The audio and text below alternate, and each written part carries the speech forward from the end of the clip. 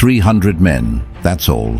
300 soldiers, a handful of armed peasants, and a crowd of terrified refugees huddled behind stone walls. And on the horizon, advancing like a dark tide across the Korean plains, 20,000 of the most feared warriors in human history. This was August 1231, and what happened at a small fortress called Kuju over the next 33 days didn't just defy military logic. It cracked the myth of the most powerful empire the world had ever seen. This is the siege that made the Mongols bleed, and made an obscure, middle-aged Korean general the most dangerous man alive. To understand what was at stake, you need to understand what the Mongol Empire actually was. We use the word empire a lot in history, but nothing that came before it, and very little since, compares to what Genghis Khan and his successors built. In 25 years, they conquered more territory than Rome accumulated in 4 centuries. China, with its fortified cities and massive armies, eventually fell. Persia fell, Baghdad fell. Samarkand, one of the great jewels of the medieval world, was reduced to a field of ash and skulls. By 1231, Genghis was dead, and his son Ögedei Khan sat on the throne with a single ambition: finish what his father started. The Korean peninsula, home to the 300-year-old kingdom of Goryeo, was next. Ögedei sent his most efficient general Sartak, a veteran of the Chinese campaigns, with 20,000 of his best horsemen. The strategy was elegant in its simplicity: arrive, demand surrender, and if refused, annihilate.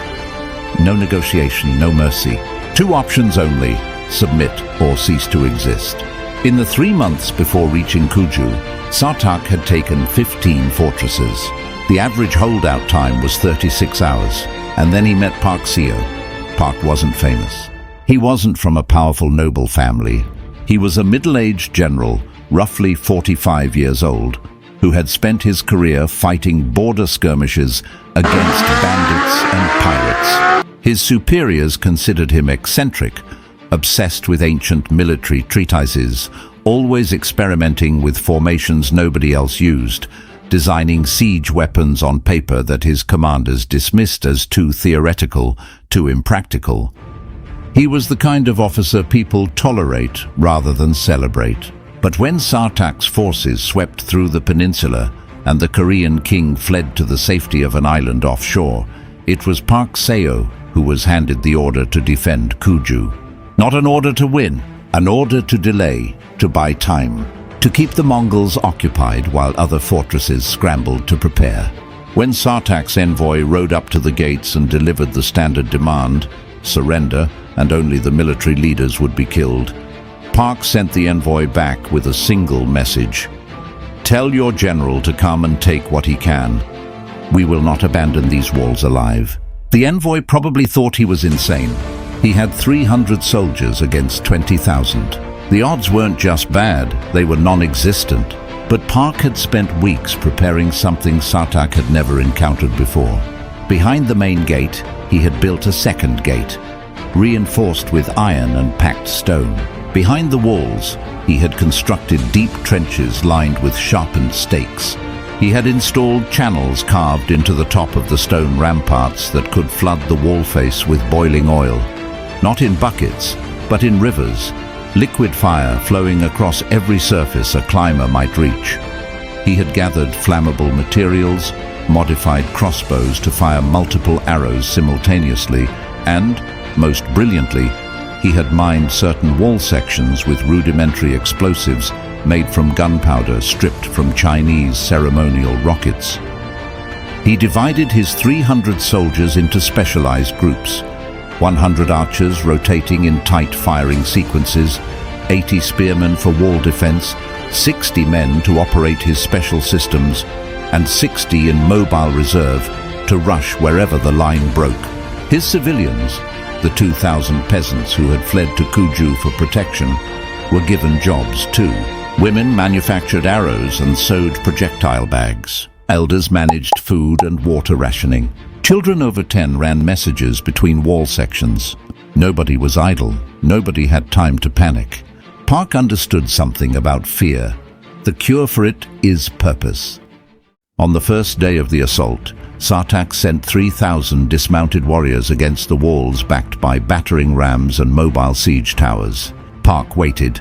He let them advance to 50 meters, then 40, then 30, close enough that his archers couldn't miss. When he finally gave the order, the fire was devastating. Row after row of Mongol soldiers fell. Those who reached the walls and began to climb triggered the oil channels, and the screams that followed could be heard across the entire camp. When the first gate finally gave way after hours of battering, Sartak's men burst through, only to find a second gate directly behind it, solid as a wall. After 4 hours, Sartak ordered a retreat. He had lost over 200 men. It was the first time in the Korean campaign he had failed to take a fortress on the first assault. Days 2 through 8 brought rotating attacks, waves of 500 men hitting the walls every 2 hours, night and day, designed to exhaust the defenders. It worked, brutally. Park's men stopped sleeping. Soldiers fell from exhaustion at their posts. By day 8, 71 men were dead, and Park had 229 soldiers left. But here's what Sartak's casualty reports were quietly hiding. The Mongols had already lost 800 men, and they had 19,200 more. The math still favored the Mongols enormously. But the ratio was wrong. It was supposed to be 0 Korean defenders and 0 Mongol dead by now. Instead, the siege was becoming expensive. What came next showed exactly why Park Seo was so dangerous. On day 9, he made a decision that looked insane to everyone around him. He ordered the abandonment of most of the fortress walls, concentrate everything on 3 fortified points, leave the rest unprotected. His officers protested. "You're inviting them inside." "Yes," Park said, "I'm inviting them into a trap." When Sartak saw undefended wall sections, he sent 500 men to exploit the breach. They climbed without resistance, entered the fortress, and walked directly into mined ground. The rudimentary explosives collapsed the inner wall, trapping the Mongols in rubble. Korean archers positioned on elevated platforms above poured arrows into the enclosed space below. Of 500 Mongols who entered, barely 50 made it back out. Sartak had now lost over 1,000 men, against a fortress defended by fewer than 250 soldiers. He ordered more equipment from base camp 50 kilometers away and sent a message to his engineers. Something about this place had to change. The Day 13 assault was Sartak's most ferocious yet. 8,000 warriors attacking simultaneously from every direction. Park responded with his most radical tactic of the siege. He pulled 70% of his forces to a single point, the main gate, left the rest of the walls almost bare.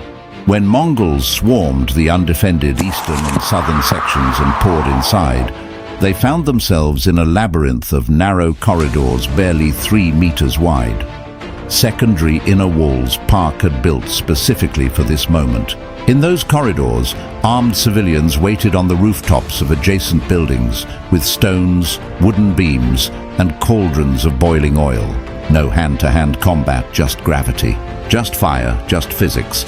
The Mongols, accustomed to using their superior numbers to overwhelm enemies in open ground, had no room to maneuver, no formation to rely on.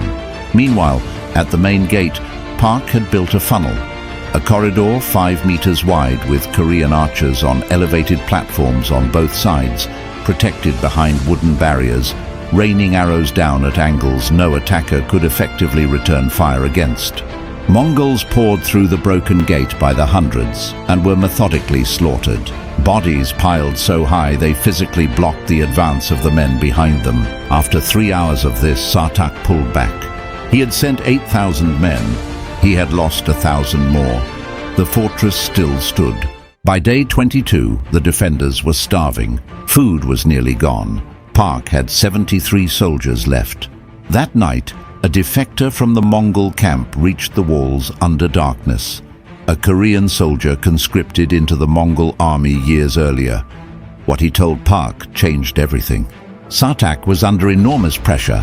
The Khan himself had sent 3 separate messengers demanding to know why a minor fortress in a conquered kingdom was still standing after 3 weeks. Officers in the Mongol camp were openly questioning the campaign. Supplies were running low on both sides. The Empire was watching. Park's response to this intelligence was not to attempt a breakout. It was to buy harder. The next morning he sent 50 of his best remaining fighters through an unguarded side gate on a raid directly into the Mongol camp. They set fire to tents. They destroyed supply wagons. They killed dozens of sleeping warriors and disappeared before a coordinated response could form. 50 men attacking the camp of 20,000. The psychological damage was devastating, not because of the physical losses, but because of what it meant.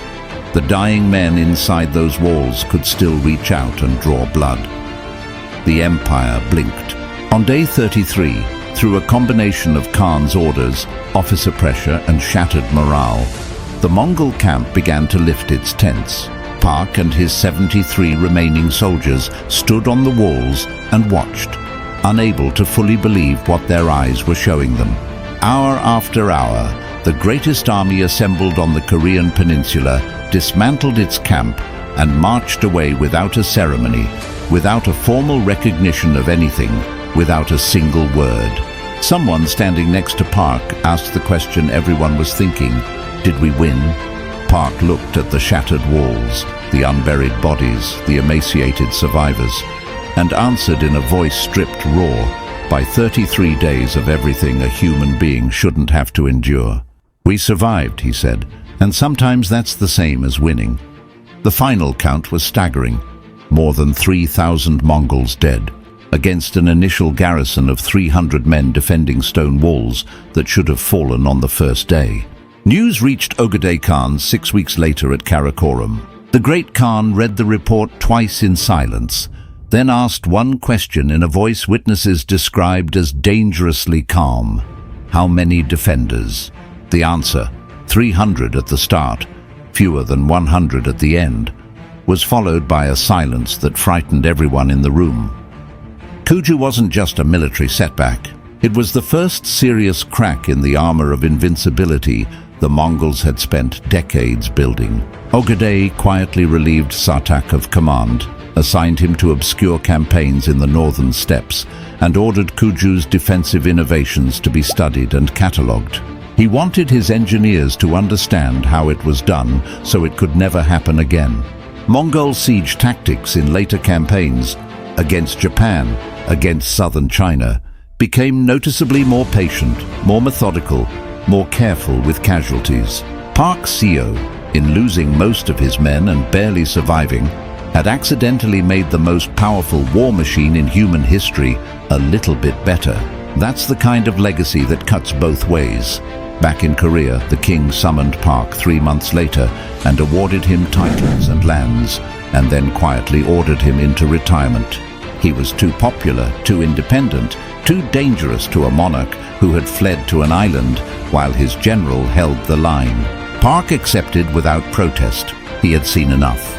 He retired to a small property in the south and lived another 18 years, dying in 1249 without memoirs, without further campaigns, without another word about what he had done. The walls of Kuju are ruins now. Most of the names of the men who died on those walls are lost to history. But the siege itself, 300 men holding 33 days against an empire, remains one of the most extraordinary acts of organized human will ever recorded. The Mongols came for Korea, they got Kuju, and for 33 days, one man with a plan and nothing left to lose made the unstoppable world wonder if it could stop after all.